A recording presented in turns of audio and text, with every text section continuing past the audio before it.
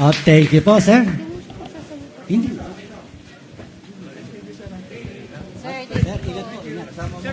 Okay, ano? At syempre, totoo naman po yun. Walang iba talaga tayong sandalan kung hindi ang panalangin sa ating Panginoon. At syempre po, kanina nakita ko rin ang ating dating Vice Mayor. Palakpakan po natin. Kinikilala po ating dating Vice Mayor Artemio Temis Simunda, kasampu ng kanyang mga konsehal. Yan. At syempre, hindi na rin po natin pagtatagalin upang, alam niyo po kanina binabasa ko, may nag-chat po sa akin. Mr. Senator Robin Hood, salamat po. Sabi niya, kagawad, sir, may gagawin tayong pelikula. Ano po magiging role ko? Ikaw ang pakakain sa buhaya. Sabi ko, di ba, na po, maging masaya lang sila. Di ba? Sabi nga ni Kong, sukdo lang, buhay ko man ay aking ialay. Wow, ano? Para sa ating minamahal na bayan. Palakpakan po natin muli ang ating mga sarili. At eto na po, Ma'am Dobby, tawagin na natin. Huli man daw po at magaling na ihahabol din. Banggitin mo na ang kanyang name. Founder of Duterte Rider Supporters, Mr. Nino Canopin. Yes! Palakpakan po natin. Wow, sir. Welcome po sa Muntinlupa. Ito po yung mga masugid na talagang taga-suporta. Talagang suporta. Umulan, bumagyo. Sir, thank you po. Ayan, maraming salamat at magandang umaga. At maraming salamat sa ating napaka-husay at napaka-poging Italianong MC kay Katano. At of course, sa ating magiting na taga Muntinlupa, si Attorney Biong Garing. Magandang umaga. At sa lahat po ng mga nagsalita dito kanina, hindi ko na po sila isa-isahin. Magandang umaga po sa ating lahat para po sa mga taga Muntinlupa. At para naman po sa mga Kabisayaan. Sino po mga Kabisaya po dito? Taas kamay! Ayan, mayong buntag sa inyong tanan. Sa mga nanonood po, sa kababayan ko sa Zamboanga City, buenos dias, conoceres todos. At sa mga taga, mga Hilonggo, ay mayroong kabuntag sa inyo, da. At sa mga pinsan ko, mga inchik, chit ng sasikolak, chit ng kaupwe, bocheke, tinidiplok. Good morning po sa atin lahat. Bago po ako mag-share ng konting revisiting the Duterte legacy goes to Muntinlupa City, nais ko lamang po magpakilala ng bahagya.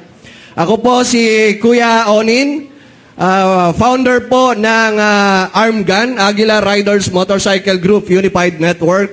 I am also one of the founder of the Aguila International Special Task Force. Ako din po ang isang founding member ng Volunteer Protector for Sara Duterte. At ako po I was a Rosay Director po ng the Fraternal Order of Eagles, Philippine Eagles. Sino po mga Agila dito? May mga Eagles po ba dito? So, I was a Rosay Director of Calabarzon, Cavite Region 2. I was also appointed Chairman COMELEC of Southern Tagalog Region.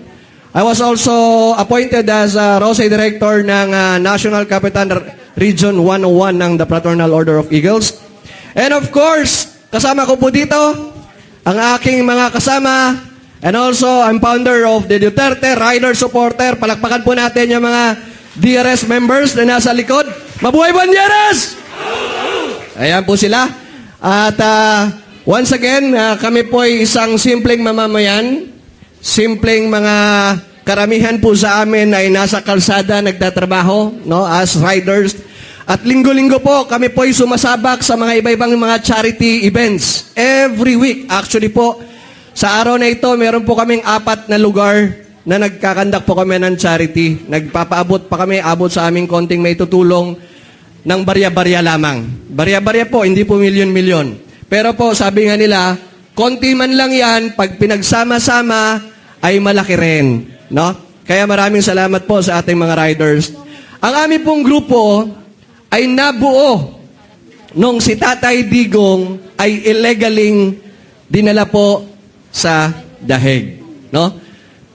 Isa sa mga kasamahan namin dito, si Kadbal, ay nandoon din sa Villamores Airways nung si Tatay Digong ay kanilang pinilit na isakay sa eroplano. At ang aming pinakamalawakang motorcade, kung inyo po'y napanood sa inyong mga cellphone, sa mga mainstream media, kami po yung nagmo-motorcade sa NCR na sobrang dami dahil po sa illegal na pagdukot sa ating mahal na Pangulong Rodrigo Roa Duterte. That was March 16, no? Kami rin po yung nandoon sa Liwasan, no? Nung birthday ni Tatay Digong, nandoon din po kami.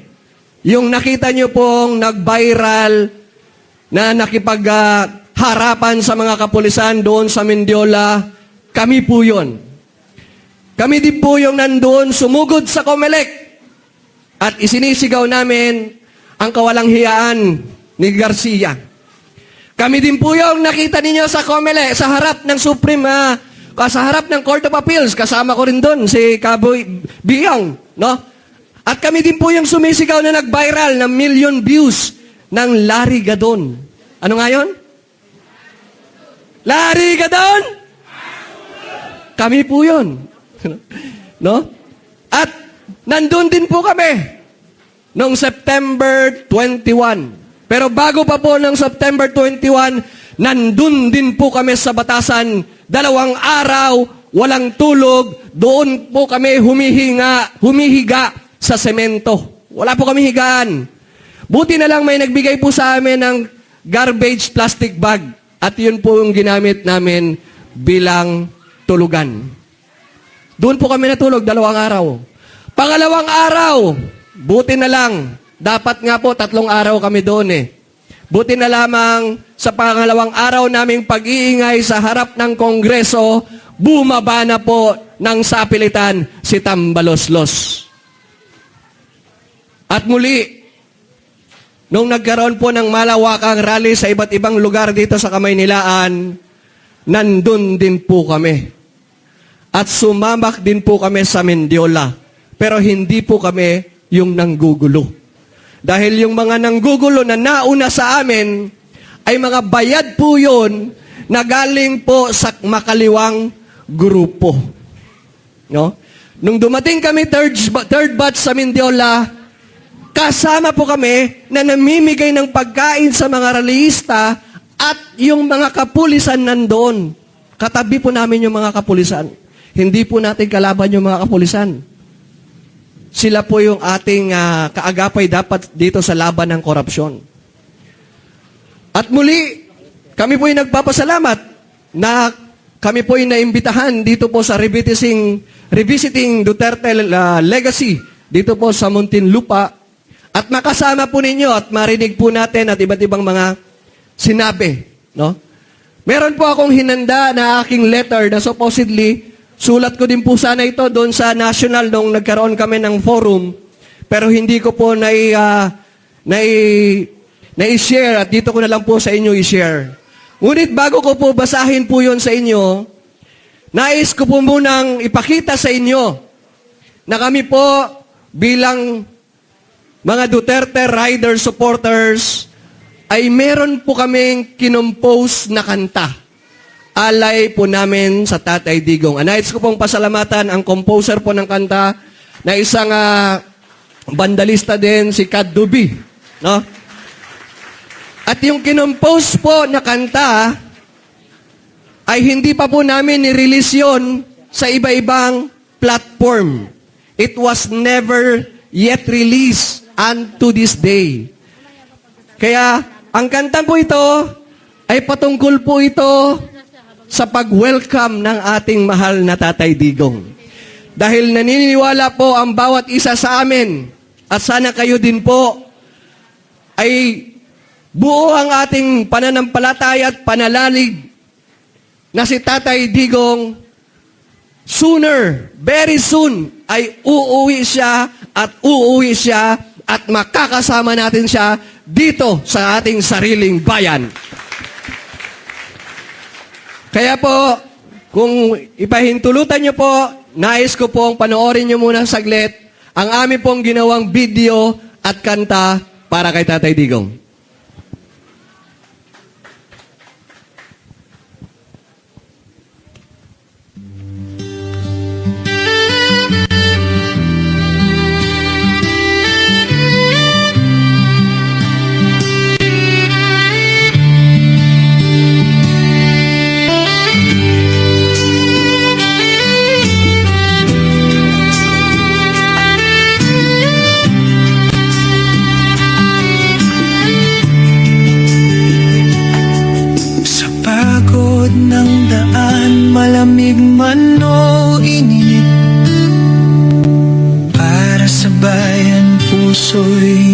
damit. Tatay Digong, sa'yo'y alay. Pagbalik mo'y aming tagumpay. Sa ilalim ng araw, sa ulan man din, biyahe ng gulong sabay sa hangin. Handog ng masa, pag-ibig buo. Nais ka naming makita rito.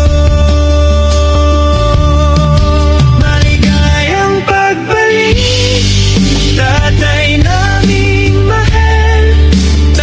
Sa kamay! Puso, tibay at dangal, nagtipo ng bayan, sabay panalangin, sa lupang sinilangan, muli kang sasalubungin.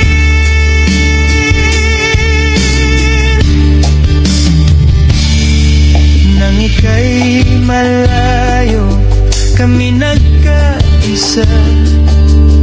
Sigaw ng katarungan, dala ng masa. Walang iwanan sa hirap at ginhawa. DRS tatayo para sa'yo, Ama. Tulay at ospital, daan mong iniwan. Pamana ng tapang sa sambayanan. Sa bawat tahanan, alaala mo. Sa puso ng tao, laging totoo. Dasal ng bayan, hangad ng lahat. Pag-asa'y muling bumangon sa lakas. Kahit pagod, kahit sugatan, basta't kasama ka, kaming matatag. Maligayang pagbalik, Yes! naming mahal. Kumanta po ang lahat. Tanglaw ka ng Ricky, puso, kantahin mo yan. Kaya mo yan. tibay at dangal, nagtipo ng bayan, sabay panalangin, sa lupang sinilangan, muli kang sasalubungin. Maligayang pagbalik. Taas po natin ang ating mga kamay. At iwagay-iway. Ano ba? Thank you po, Sir Onin. Naniniwala po ako sa ating mga panalangin at kakalob ito. Nagtipo ng bayan, sabay panalangin, sa lupang sinilangan, muli kang sasalubungin. Maligayang pagbalik. Tatay Digong, tatay Digong.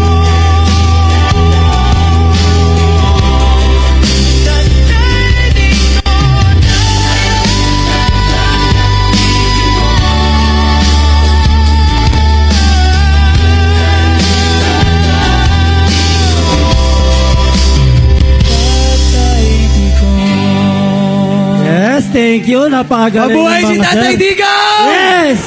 Mabuhay ang PDP! Mabuhay! Mabuhay ang DRS! Yeah, boy! Ayan po mga kababayan, kami po ay simpleng mamamayan lamang. Kami po ay mahirap lamang. Pero puso at dangal at pag-ibig sa ating mahal na dating Pangulong Rodrigo Roa Duterte ay walang kahit sino man ang makakatanggal sa aming mga puso. Hindi lang ito nakasulat sa aming mga braso ang pangalang Duterte, kung hindi tatak sa loob ng aming mga puso. Hindi po kami bayad. Kami po ay kanya-kanyang humuhugot sa aming mga sahod. ang iba sa amin ay nawala na po ng trabaho dahil sa pagsuporta sa aming Tatay Digong. Pero wala kaming pakialam. Dahil ang pakialam namin, ang bayang ito na kung saan dapat ang lahat ng mamamayang Pilipino ang makikinabang. And bago po ako magtapos, allow me to read my short letter to PDP Laban officers and members sa Muntinlupa and National. Mga countrymen, fellow DRS members, today we look back and honor the legacy of our beloved former President Rodrigo Roa Duterte, the 16th President of the Republic of the Philippines. President Duterte was not only a strong leader, but also a father of the nation, who dedicated his heart and soul in service for the welfare of every Filipino. Tayong lahat po yun. Ano po ba yung balikan natin ang kanyang mga legasiya? Kung tutusin po natin, hindi po natin maubos ang isang araw o isang buwan ang lahat ng mga mabuting nagagawa ni Duterte. Ngunit magbibigay lang po ako ng konting highlights. In the fights against drugs and criminality, he stood firm and implemented bold measures to restore peace and order in our communities.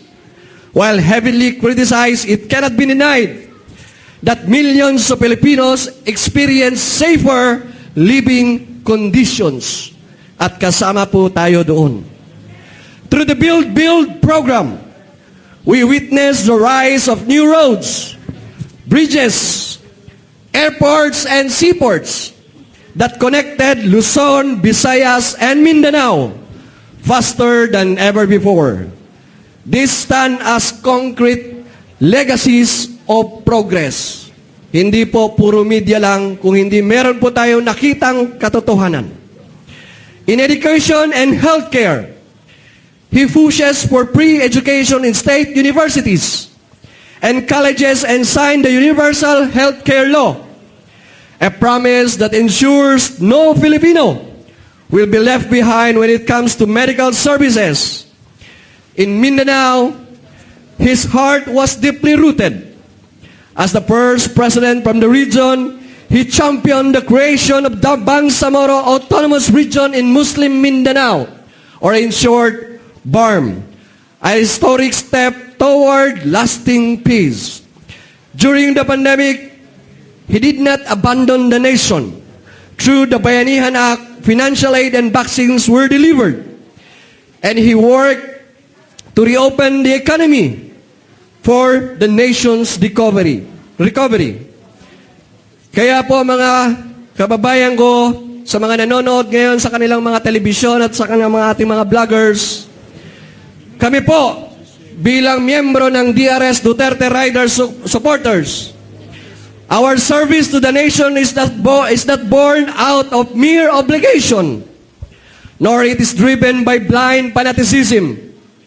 Our service to the nation is genuine, rooted in love of country, anchored in the truth, and strengthened in the undeniable legacy of former President Rodrigo Roa Duterte. And supporting PRRD is not fanaticism.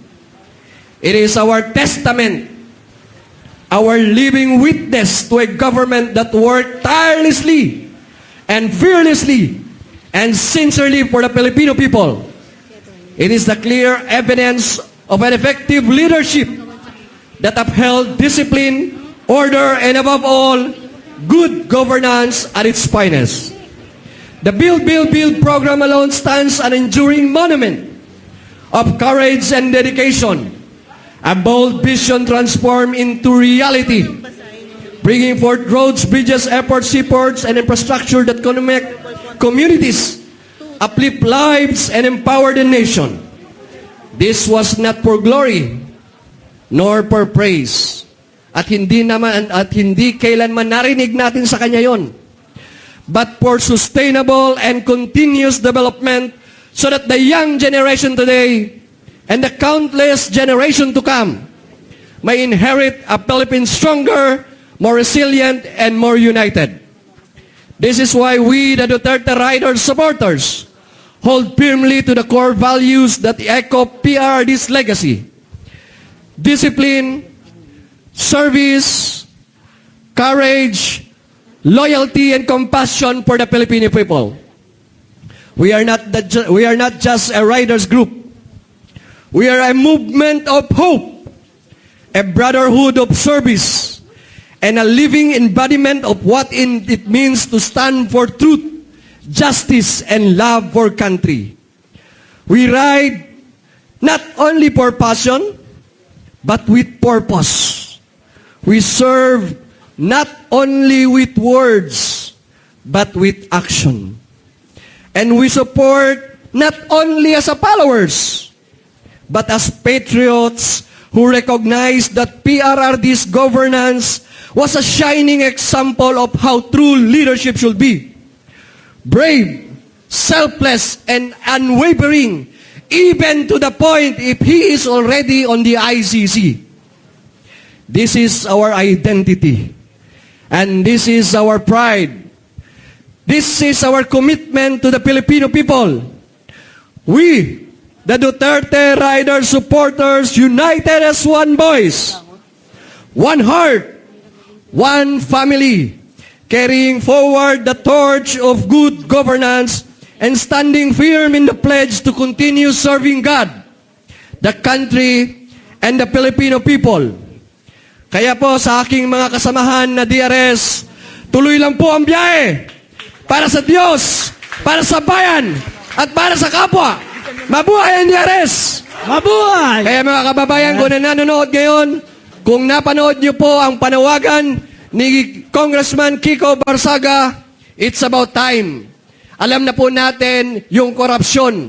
Alam na po natin yung nangyayari. Hindi na po natin kahit kailangan ulit-ulitin. Ang kailangan lang po natin gawin, we have to take action. At kailangan po natin yung action na yun, kailangan po tayong magsama-sama. Gaya nga nasabi ng tatay ko nung ako'y elementary pa, we ought to be united because in unity there is strength. And in strength there is victory. And in victory there is peace. And in peace there is harmony. And in harmony there is happiness. And happiness is what we are longing for. Maraming salamat po sa inyo lahat. Maraming salamat po. Kaonin, ano po? Ako po sa gumawa ng kanta, napakaganda. Ano? Talagang tumatago sa puso ang kanyang mensahe. Sir, mga sir, ako po yung naniniwala na ipagyayabang kayo ng inyong mga anak. Palakpakan po natin. Ano? Hindi katulad, wala na po akong babanggitin, maaring ikinakahiya na sila. Yun lang po. Maraming Okay po. salamat.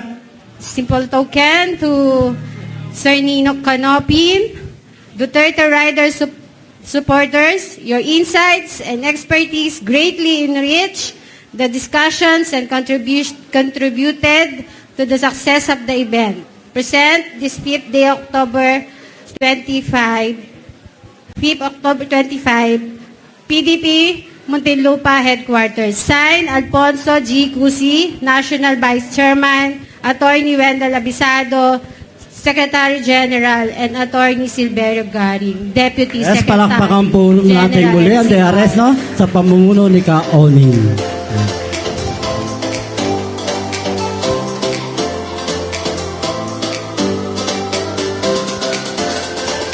Maraming salamat po muli, Attorney.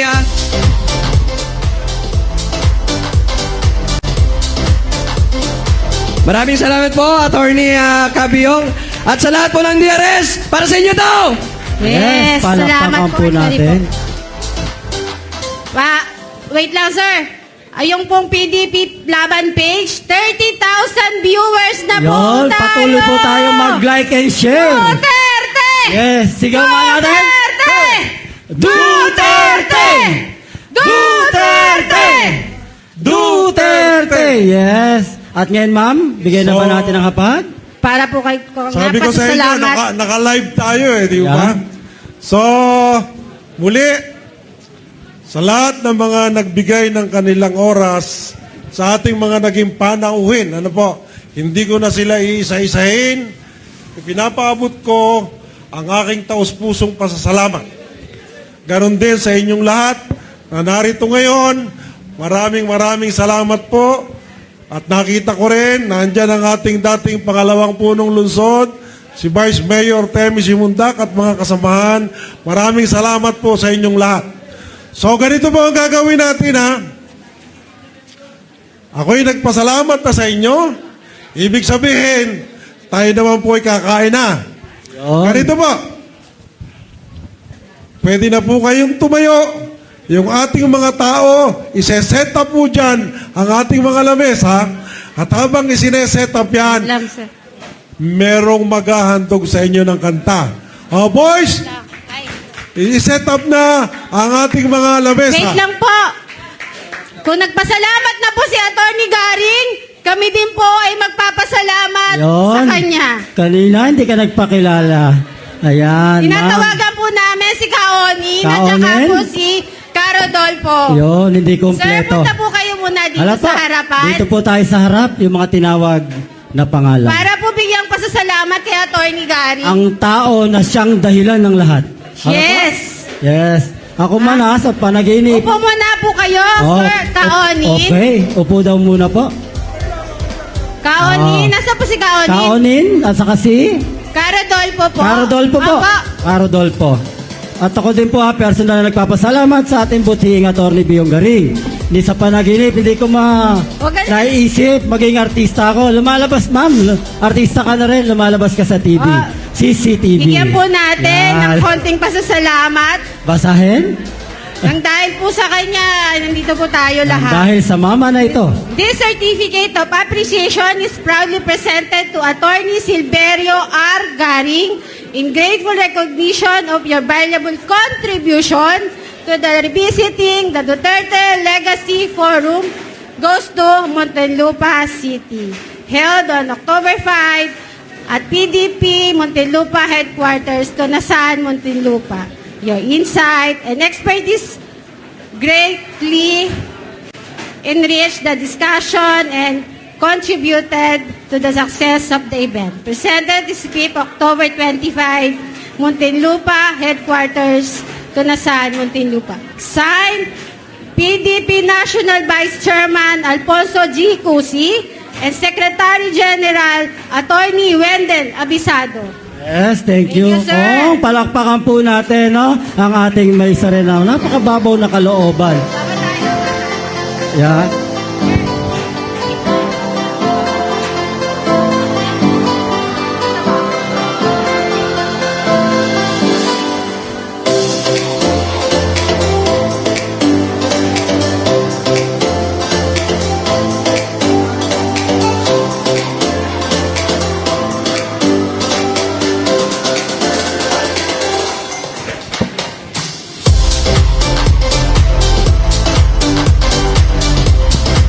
Okay.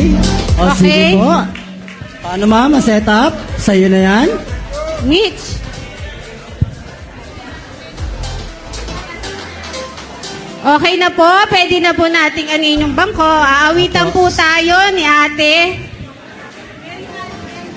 Mary Ann, ang isang So, awitin. yung nasa likod po, diyan sa nasa likod, ihahanda na rin ang lamesa dyan. So, yan po, ihahanda po yan.